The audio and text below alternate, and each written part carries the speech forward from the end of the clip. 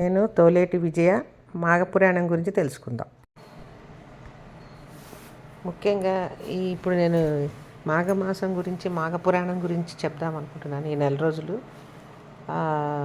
మాఘపురాణం గురించి వివరిద్దామని. అయితే దీని విశిష్టత కూడా ముందర మనం తెలుసుకోవాలి.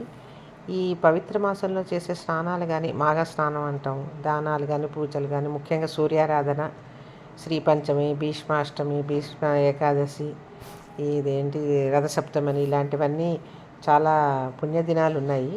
అవన్నీ మనకి పాపాలను తొలగించి ఆయురారోగ్యాలు, ముఖ్యంగా ఆధ్యాత్మికంగా మనకి జ్ఞానాన్ని, శుభాన్ని కలిగిస్తాయి అని మన పురాణాలు చెప్తున్నాయి. మనకి ఉన్న హిందువుల్లో ఉన్న పవిత్రమైన మాసాల్లో మాఘమాసం ఒకటి. ఇది ఆధ్యాత్మికంగా చాలా ప్రతీక.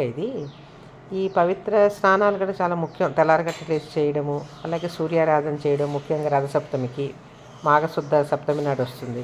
ఆ రోజు ఆదిత్య హృదయం చదువుకోవడం వల్ల అందరికీ ఆరోగ్యంగా, శారీరకంగా కూడా హెల్త్ ఇష్యూస్ అన్నీ కూడా తగ్గి ఆరోగ్యంగా ఉంటారని మనం శాస్త్రాలు చెప్తున్నాయి. అయితే ఈ బెల్లం వంటివి, నువ్వులు ఇలాంటివన్నీ కూడా ఈ దానాలు చేస్తారు. డుండీరాజ వ్రతం అని, భీష్మ ఏకాదశి అని ప్రత్యేక వ్రతాలు కూడా కొంతమంది చేస్తారు. ముఖ్యంగా మాఘపురాణం ఈ నెల రోజులు పఠించడం వల్ల కానీ, వినడం, ఒకవేళ పఠించడం కుదరకపోతే వినడం వల్ల కానీ మనకి దురదృష్టాలన్నీ నశించి భగవంతుడి ఆశీర్వాదం లభిస్తుందని చెప్పబడుతుంది మనకి శాస్త్రంలో. అలాగే అందులో ఏముంటాయంటే మాఘపురాణంలో రోజువారి ప్రాముఖ్యత వివరించే కథల్లో ఏంటంటే ధర్మాన్ని, కర్మను, నీతివంతమైన జీవితం ఎలా గడపాలి, ఇలాంటివన్నీ ఉంటాయి.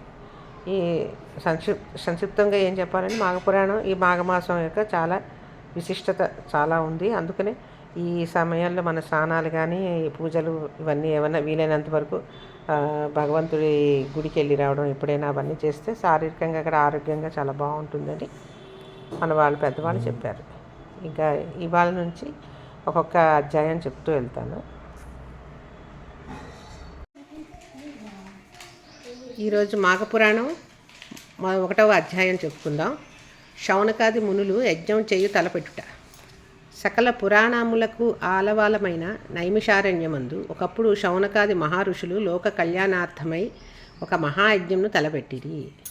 ఇక్కడ చూడండి, ఏ పురాణాలు మనం చదువుకున్నా మనకి నైమిషారణ్యాల్లో శౌనకాది ఋషులను సూత మహాముని కలిసి పురాణాలు చెప్పారనే ఉంటుంది. అయితే ఈ నైమిషారణ్యానికి ఎందుకు అంత విశిష్టత? ఎన్నో అరణ్యాలు ఉన్నాయి. మరి ఈ నైమిషారణ్యం గురించి ఎందుకు పురాణాల్లో మనకి ఎక్కువ వినిపిస్తుంది? దాని యొక్క విశిష్టత ఏంటి? దానికి యాగభూమి, హోమాలు అవన్నీ ఎక్కువ చేస్తారని ఎందుకు ఉంది అన్నది నేను అష్టాదశ పురాణాలని ఒకటి చెప్తున్నాను. దాంట్లో మీకు అంతా పూర్తి డీటెయిల్డ్గా ఇచ్చాను. నైమిషారణ్యం యొక్క గొప్పతనము, దానికి ఎందుకు అంత విశిష్టత వచ్చింది, సూత మహాముని ఎవరు, ఆయననే ఎందుకు పురాణాలు చెప్తున్నారు, ఆయన యొక్క కథ ఏంటి అన్నది అవన్నీ కూడా చాలా మటుకు వివరణ బాగానే దాంట్లో ఇచ్చాను నేను. మీరు అది కూడా చూసుకోవచ్చు. అయితే ఈ నైమిషారణ్యంలో ఒకప్పుడు శౌనకాది మహారుషులందరూ లోక కళ్యాణార్థమై ఒక మహాయజ్ఞాన్ని తలపెట్టారు. ఆ మహాయజ్ఞము సమాప్తమవుటకు ఒక పుష్కర కాలము అనగా 12 సంవత్సరములు పట్టును. ఆ యజ్ఞానికి 12 సంవత్సరాలు పడుతుందిట. అంటే 12 సంవత్సరాలు ఆ యజ్ఞం పూర్తిగా అవ్వడానికి చేస్తూనే ఉండాలి, 12 ఏళ్ల పాటు. ఎన్ని అడ్డంకులు వచ్చినను ఆ యజ్ఞంను పూర్తి చేయవలనని దీక్షతో శౌనకాది మునులు తలపెట్టి యజ్ఞస్థలముగా నైమిషారణ్యంలోని ప్రవహించి గోమతీ నదీ తీరమును ఎన్నుకొని ఒక శుభముహూర్తంలో యజ్ఞమును ప్రారంభించిరి. అంత పెద్ద యజ్ఞము చూచి తరింపవలెనని కోరికతో భరతఖండము నలుమూలల నుండి తపోధనులెందరో వచ్చి యజ్ఞస్థల సమీపమునందు నివాసములు ఏర్పరచుకునిరి. అచ్చటికి ఏతెంచిన మునీశ్వర్లలో బ్రహ్మ తేజస్సు గల శతవృద్ధులు, మూలాగ్రంలో అవగాహన చేసుకున్న వేదమూర్తులు, సకల శాస్త్రములు అధ్యయనం మునర్చిన మునికుమారులు వచ్చి పాల్గొన్నారు. ఎక్కడెక్కడ నుంచో వచ్చారు. మొత్తం భరతఖండం నుంచి మరి 12 సంవత్సరాలు యజ్ఞం చేయడం అంటే మాటలు కాదు కదా. దానికోసమని ఎక్కడెక్కడో శతవృద్ధులు అంటే 100 సంవత్సరాలు దాటిన వాళ్ళు, 100 సంవత్సరాల వాళ్ళు, వేదాన్ని మొత్తం సమూలంగా చదివిన వాళ్ళు, అవగాహన చేసుకున్న వేదమూర్తులు, సకల శాస్త్రాలు నేర్చిన మునికుమారులు అందరూ కూడా పాల్గొన్నారు.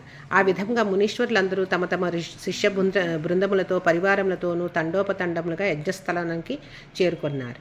వేల కొలది ఋషిపుంగవులతో ఆ యజ్ఞస్థలం కిక్కిరిసి ఉండెను. ఆ యాగము సకల లోకములకు శుభకరమైనదియు పుణ్యప్రదమైనదనియు 12 సంవత్సరములు ఏకదాటిగా మహాయాగమగుట వలన పురాణ పురుషుడగు సూత మహాముని కూడా తన శిష్య బృందంతో వేయించేసి యాగాది కార్యక్రమంలో పాల్గొనిరి. అంత శుభకరమైంది, పుణ్యప్రదమైంది కాబట్టి సూత మహాముని కూడా అక్కడికి వేయించేశారు శిష్యులతోటి. చెప్పాను కదా, సూత మహాముని గురించి కూడా నేను దాంట్లో ఇచ్చాను అష్టాదశ పురాణాల్లో. దూర ప్రాంతం నుండి వచ్చిన ఋషులు సూతులను దర్శన భాగ్యం కలిగినందుకు అమితానందం పొందిరి. సూతుల వారి ఆశీర్వాదంతో నిర్విఘ్నంగా యాగం జరుగునని అందరూ సంతోషపడ్డారు. సూత మహాముని సకల శాస్త్రములు అమూలాగ్రం తెలిసి ఉన్న మహానుభావుడు. ఆయనకు అన్ని శాస్త్రాలు తెలుసు, మహానుభావుడు ఆయన. వేదం, పురాణ, ఇతిహాసాదులు సమస్త విషయాలందు వారికి తెలియనిది లేవు. అవి అన్నీ వారికి కొట్టిన పిండి వంటివి. వారి ముఖవర్చస్సు నుండి ప్రకాశించు బ్రహ్మ తేజస్సు, ఎల్లవేళలా నవ్వులొలికించు ముఖారవిందము, మేలిమి బంగారం వలె ప్రకాశించుచున్న శరీరము వర్ణింపనలవి కానిది. అటువంటి పుణ్యపురుషుడగు సూత మహాముని ఆగమునకు స్వాగతం పలికి సాష్టాంగ దండ ప్రణామములు ఆచరించి యజ్ఞం జరుగు ఆ 12 సంవత్సరములలో ఎన్నియో పురాణ గాథలు విని తరించాలని కోరికతో ముని పుంగవులందరూ వేచి ఉన్నారు. సూతల వారు శౌనకాది మునుల కోరికను గ్రహించారు. ఆయన మహాజ్ఞాని. ఇటువంటి పుణ్యకార్యములందు పురాణ పఠనం గావించి అశేష ముని సత్తములను తృప్తిపరచుట తన విద్యుత్ ధర్మమని ఎంచి వారి కోరికను మన్నించారు. ఒక శుభముహూర్తమున ఆశ్రమవాసులందరూ సూతుల వారికి ఆర్ఘ్యపాదం నొసంగి ఉచితాసనంపై ఆసీనులను చేసి, మునిశ్రేష్ఠ, మునికుల తిలక, ఇంతకు మున్ను ఎన్నియో పురాణ గాథలు తమకు తెలియజేయగా విని ఆనందించి ఉన్నాము. అనేక ఇతిహాసములు ఆలకించి అందలి సారమును గ్రహించి ఉంటిమి. సమయము వచ్చినప్పుడు సకల శాస్త్రములలోని నీతి కథలు మాకు వినిపించుచూనే ఉన్నారు. అయినను మీ బోటి సిద్ధ పురుషులు 14 లోకములు సంచారం చేసి ఉన్నందున ఎన్నో విషయములు మీరు అవగాహన చేసుకొని ఉన్నారు. కాన వినదగు విషయాలు ఏమైనా ఉన్న ఎడల విరామకాలంలో మాకు వినిపించవలెను అని శౌనకాది మునులు ప్రార్థించిరి.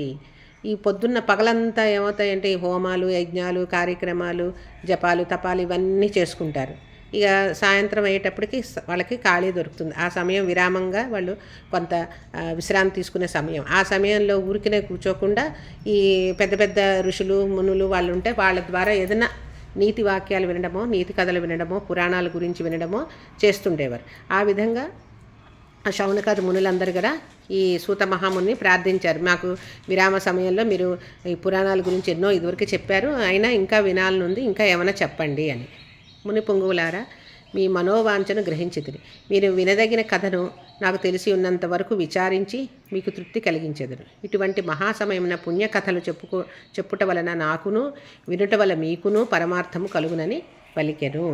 శౌనకాది మునుల కోరిక సూత మహామునిని అడిగినదే తడువుగా వారందరకు అంగీకరించగా ధన్యులమైతిమని మునులందరూ అమితానం నొంది సూతుల వారి పాదములు కంట్లకద్దుకొని ఆ సూత మహామునితో, ఆర్య, పద్మపురాణమందు లీనమై ఉన్న మాఘమాసం యొక్క మహాత్యంను మరల వినవలయునని కుతూహలం కలుగుచున్నది.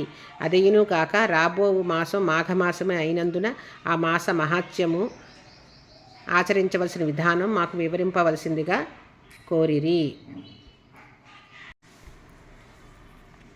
ఆ విధంగా శౌనకాది మునులు ఇతర తపశ్శాలులను కోరుట వలన సూత మహర్షి మిక్కిలి సంతసించి ఇట్లు పలికిరి. ఇక్కడ మనకి పురాణాలు 18 ఉంటాయి. అందులో పద్మపురాణం ఒకటి. అందులో మాఘమాసం యొక్క మహత్యాన్ని బాగా చెప్పారు. అది మళ్ళా వాళ్ళు ఒకసారి చదువుకున్నా ఉన్నా కానీ వాళ్ళు విన్నా కానీ మళ్ళీ ఆయన సూత మహాముని ద్వారా వినాలని వాళ్ళందరికీ కోరికగా ఉందని చెప్పారన్నమాట. ఆ విధంగా శౌనకాది మునులు ఇతర తపశ్శాలను కోరట వలన సూత మహర్షి మిక్కిలి సంతసించి ఇట్లు పలికిరి. ముని పొంగవులారా, మీరందరూ అతి ముఖ్యమైన విషయాన్ని అడుగుచున్నారు.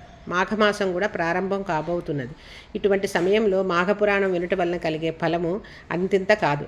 అదియును కాక ఈ మహాయజ్ఞం జరుగుచున్న సమయంలో మాఘమాసం యొక్క మహత్యం మీకు వివరించవలసిన భాగ్యం కలిగినందులకు నేను అదృష్టవంతుడినే.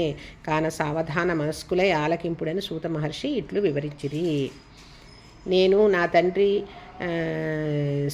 శిష్యుడిని, తండ్రి అయిన రోమహర్షుడి శిష్యుడిని. అతడు మహాతపస్వి. ఈ సూత మహాముని తండ్రి రోమహర్షుడు. ఈ రోమహర్షుడు వ్యాస మహాముని యొక్క శిష్యుడు అనమాట. అతడు మహాతపస్వి, జ్ఞాని. నా తండ్రి వద్ద సకల శాస్త్రములు అభ్యసించాను. విష్ణువత్స సంభూతుడగు వేదవ్యాస మహర్షికి ప్రియపాత్రుడను. వారి దయవలన నాకు కలిగిన జ్ఞానంతో మీలాంటి వారు అడిగిన